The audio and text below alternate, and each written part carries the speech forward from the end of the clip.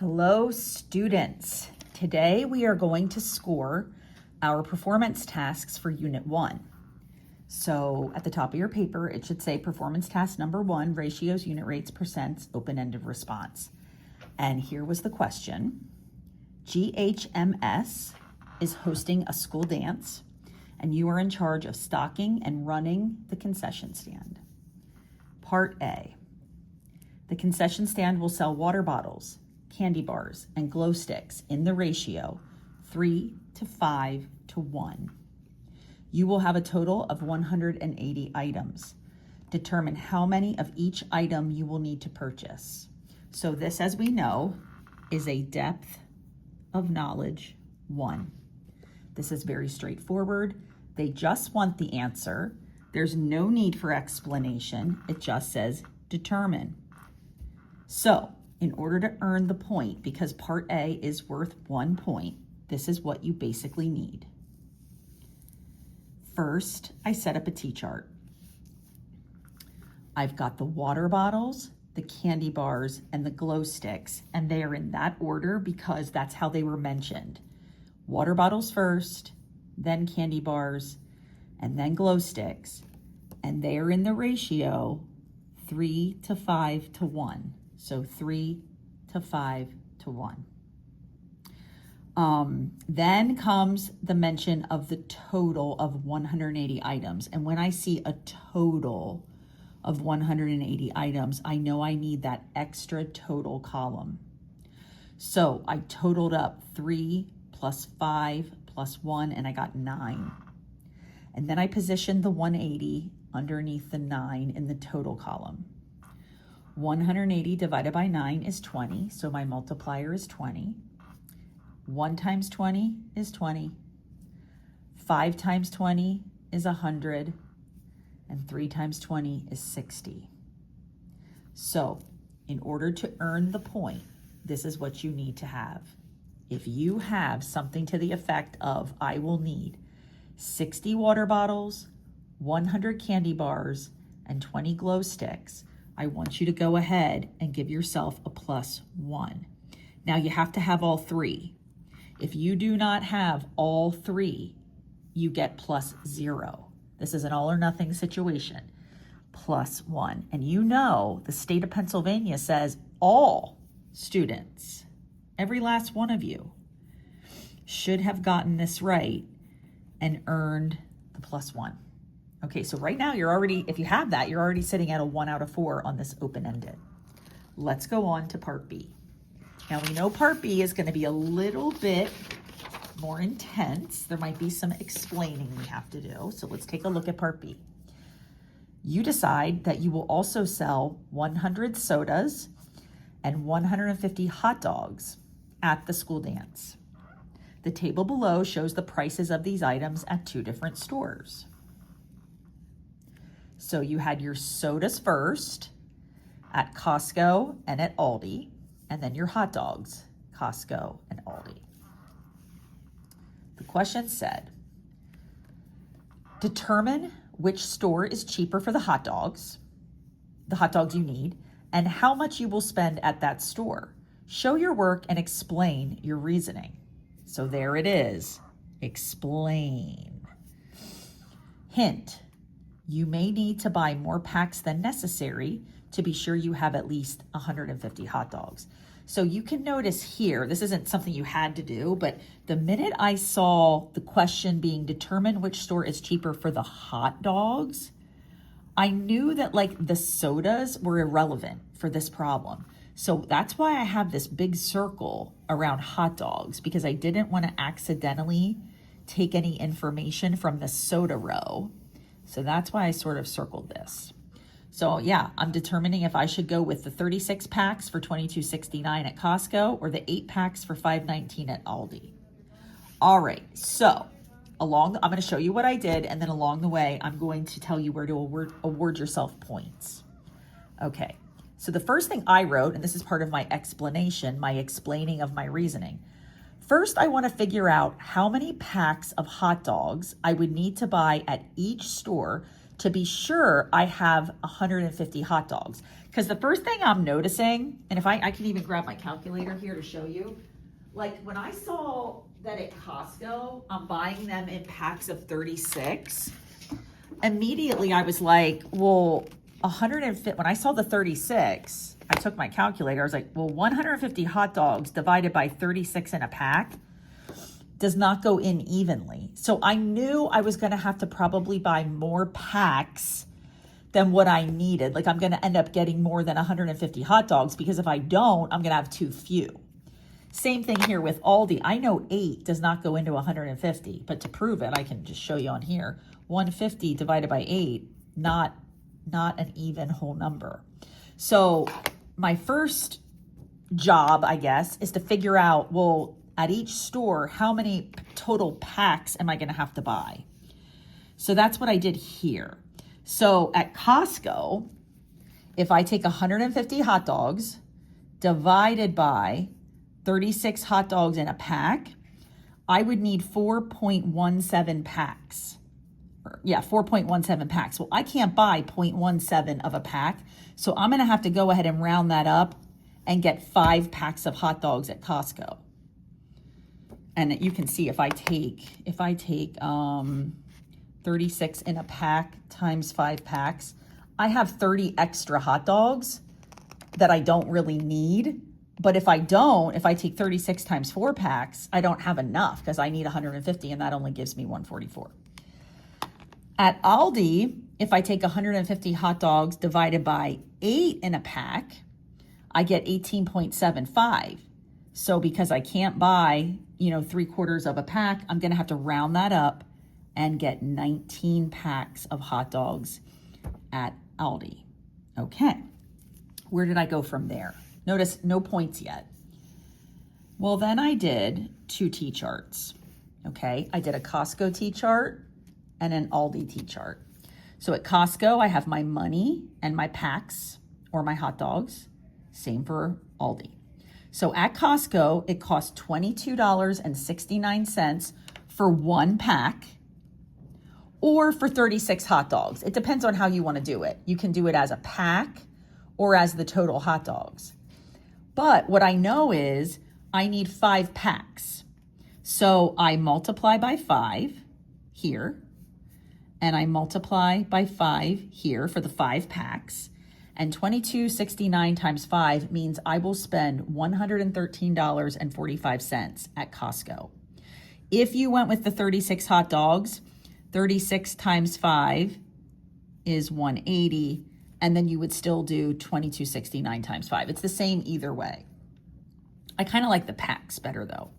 Okay, and then at Aldi, it costs $5.19 for 1 pack, which is the 8 hot dogs. So to get, and I need 19 packs, so I multiply by 19, and $5.19 times 19 is $98.61. So clearly we're cheaper at Aldi, right? So here's what you get. The whole problem is worth 1 point, but it's broken up into halves.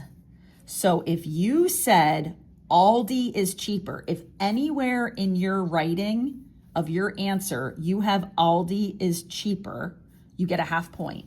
Give yourself plus 1/2. And then what you will spend, and I will spend, if you have the figure $98.61, I want you to give yourself another half, which will equal a whole point. And now you would have 2 out of 4. So again, if you have Aldi, but you don't have the right price, or you have the right price, but you said Costco, then you would only get half of it. If you have both, you can give yourself 2 of these, which is a full point. Okay? And that is how you do that one. Or more, I mean, you don't have to have the exact same work, but more or less, you have to come to that conclusion. And the last one, part C. You decide to buy the sodas at Aldi. You have 2 coupons to choose from in your wallet. The first coupon says $5 off your purchase. and the second coupon says 10% off your purchase. Which coupon should you use to get the better price on sodas? What is the final price you will pay with this coupon at the register, including a 6% sales tax added after the discount? Okay, so we know we're going to Aldi. So when I was looking at my table, right, I knew the only information I needed off the table was right here. I'm going to get a 12 pack of sodas for $8.75. So knowing that, I made this little T-chart. So money and sodas. I knew I was getting 12 sodas for $8.75. So I need 100. So the closest I can get to 100 from 12 is to 108. Because if I take 12 times 8, I get 96, which isn't enough. But 12 times 9 will put me over 100 to 108. So 12 times 9 means I need 9 packs. And here, 875 times 9 is 78.75. So that is a very important number right there. At Aldi, as I get a 12 pack for $8.75, I'm going to basically spend $78.75 on soda to get what I need. Okay, from there, I have to compare $5 off to 10% off. So let me come down to here. So if I have $5 off, I'm going to take that price, $78.75 minus $5, and get $73.75. If you have $73.75 on your paper, I want you to award yourself a half point. On the flip side, 10% off, I'm going to set up my 4 boxes. So I'm going to have my 100 in the lower right, 10% above it. Total price, $78.75, and I want to get my part that I'm getting off, X. I'm going to cross multiply. 100 times X equals $78.75 times 10 is $787.5. I'm going to divide by 100. X equals 7.875. In money terms, with proper rounding, that's going to be $7.88 off. So when I take the original price, $78.75, minus the discount, I'm paying $70.87 there. And you will give yourself another half point if you have $70.87 somewhere on your paper. So these two answers, each worth a half.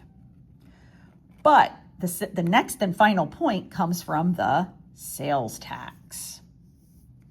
So now I'm going to take each of these final prices and add a 6% sales tax on. Here we go. So by the way, I did say with the coupon alone, 10% off is the better coupon because clearly this is cheaper than this. Okay. Now we're going to add the tax for both. Okay. So here's what I have left of my answer. So for the $73.75 from here, X over that equals 6% over 100. When you cross multiply and solve, you get $4.43 needs to be added. So when I take $73.75 plus $4.43, I get $78.18. Please give yourself plus a half if you have that answer somewhere. That's the price with tax after you take $5 off. And on the other side, we're going to use this price. X out of 70.87 equals 6 out of 100. Cross multiply. Your X will be $4.25. Add 70.87 to 425 right here, and you get right here $75.12. If you have $75.12, add 1/2. So the true answer to this problem, so this is a 2-pointer right here, a half, a half, a half, a half. The answer is, because what was the question? What is the final price you will pay with the coupon at the register, including a 6% sales tax added after the discount? So the answer to this question is 10% off is the better coupon, and you will pay $75.12 after sales tax is added. So altogether, you want to total up your points, and hopefully you got a 4, because if this was the answer key, so I have 1, 2, 3, and then 4. So we're looking at a 4 for this paper. I want you to put what you got. Notice the progression of the depth of knowledge. Depth of knowledge 1 was just these answers, pretty straightforward, just a little T-chart. Then we get into depth of knowledge 2, and we have to do some comparing, right? Some analysis, some interpreting of what this means, some analyzing. Did I already say that? And then when you get to Part C, depth of knowledge 3, it's getting even deeper, because now you're not only trialing different coupons, then you're choosing which one's cheaper, and then you're adding to it. Just a lot going on here. So the brain starts to stretch further in Part C. Remember, this is where my advanced students thrive and live.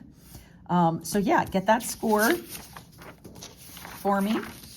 Thanks for watching, and happy trails to you.